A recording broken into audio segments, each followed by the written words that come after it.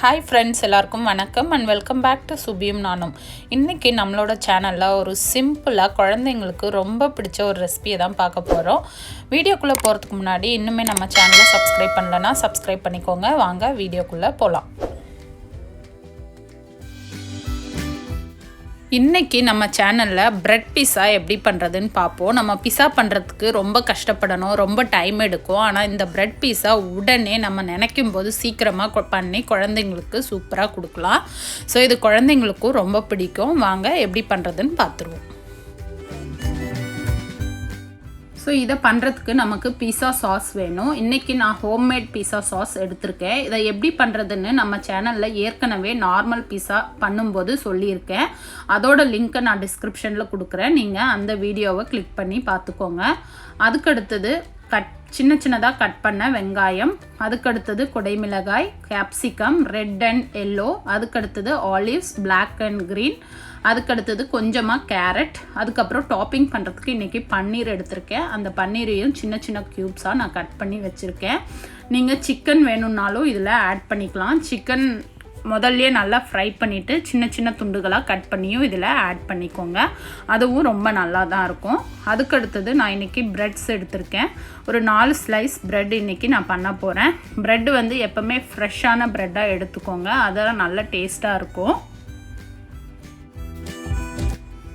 So இந்த bread ஏற்கனவே சாஃப்டாக இருக்கிறதுனால அப்படியே நம்ம வந்து பிஸா சாஸ் அப்ளை பண்ணால் அது நல்லா இருக்காது. அதனால் ஒரு பேனில் கொஞ்சமாக பட்டர் உருக்கிட்டு ப்ரெட்டை ஒரு சைடில் மட்டும் நம்ம டோஸ்ட் பண்ணி எடுத்துக்கலாம். ஸ்லைட்டாக நம்ம லோ ஃப்ளேமில் வச்சு டோஸ்ட் பண்ணி எடுத்துக்கலாம்.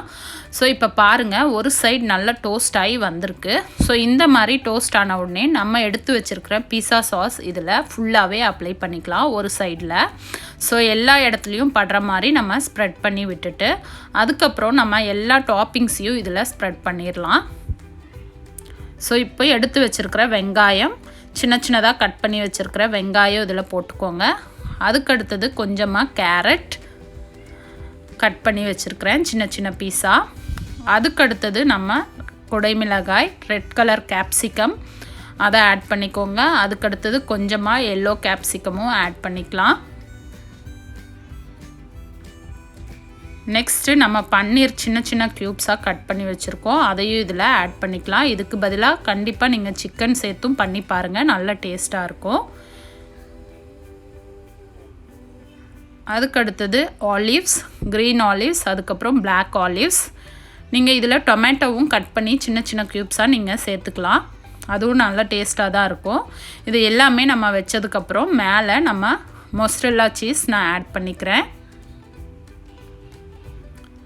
ஸோ அவ்வளோதான், நம்மளோட பீஸா சூப்பராக ரெடி ஆயிடுச்சு.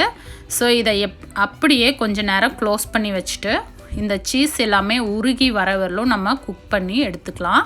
நல்லா மெல்ட் ஆகி வரணும் இந்த சீஸ். இப்போ பாருங்கள், நம்மளோட ப்ரெட் பீஸா சூப்பராக சீக்கிரமாக ரெடி ஆகிருக்கு. ஸோ இதை பாருங்கள், இதை நான் கட் பண்ணியிருக்கேன்.